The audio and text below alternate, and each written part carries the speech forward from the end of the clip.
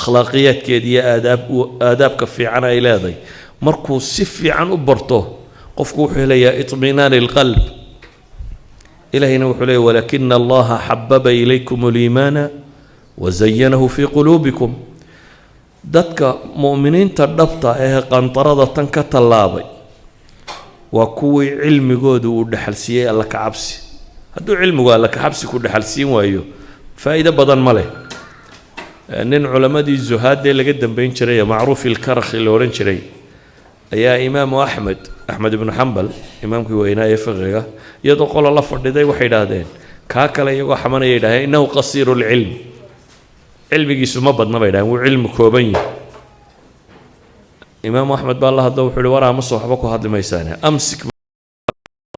wahal yuraadu min alcilmi ilaa maa wasala ilayhi macruuf oo cilmigaba maya lagu falaya ninkani wuxuu gaadhay in la gaadho mooyaane cilmigu waa kii ilaahay kugu xidhan ninkana ilaahay buu ku xidhan yahay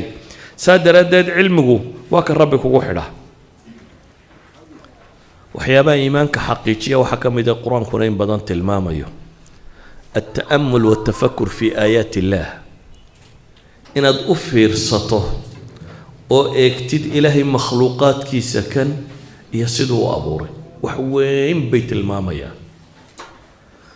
oo qur-aanka in badan baa ilaahay wuxuu inoogu tilmaamayaa war eega makhluuqayga qof haddaad rabto aqoontiisa inaad ogaato waxaad ka garanaysaa sancadiisa socankaa maaha haddaad aragto gaadhi si fiican loo sameeyey waxaad garanaysaa injineerka sameeyey inuu yahay maxay good injineer haddaad aragto daar loo dhisay si khayaal oo ghariiba waxaad garanaysaa ninka bahashatan sameeyey inuu yahay nin maxay aqoon fiican maadada tan u leh haddaad aragto dayuurad si wanaagsan u kacdo si wanaagsan loo sameeyey ama lasoo bandhigo la waa dayuurad dagaalo intaasoo kilomitr bay jaraysaa intaa waxaad garanaysaa cidda dejisay khubara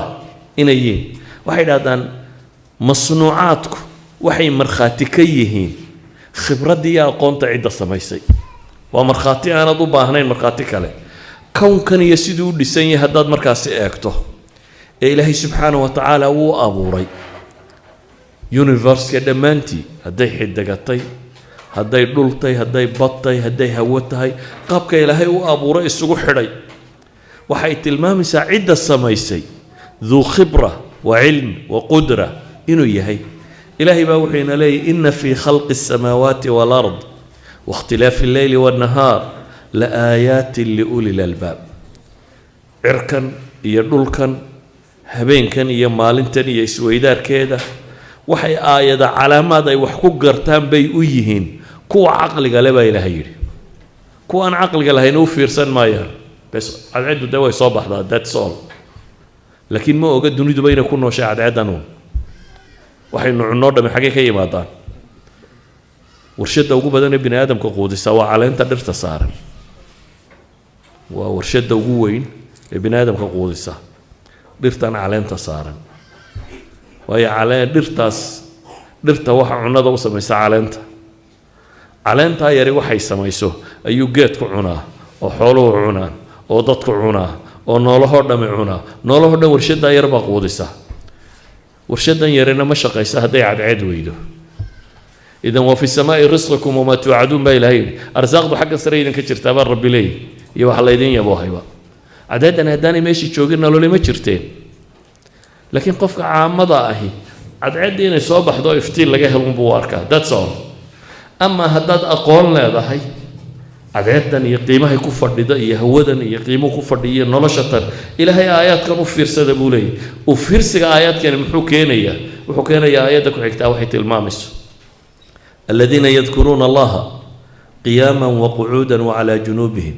wayatafakkaruuna في خلق السماوات والأرض ربنا ما خلقت هذا باطلا سبحانك فقنا عذاب النار ما أنت وحوقتين أقول هذا theoretical physics كورما ترند كيو الصعدان ميت كاميد أستراليانا 1974 بوحو قرأ research ير أو كجهد ضي وحنا يمكن أو بحيان anthropic principle المبدأ الإنساني anthropic principle كو حويان universe kan ibuu leeyahay siduu u samaysan yahay wuxuu ku salaysan yahay qofka bini aadamka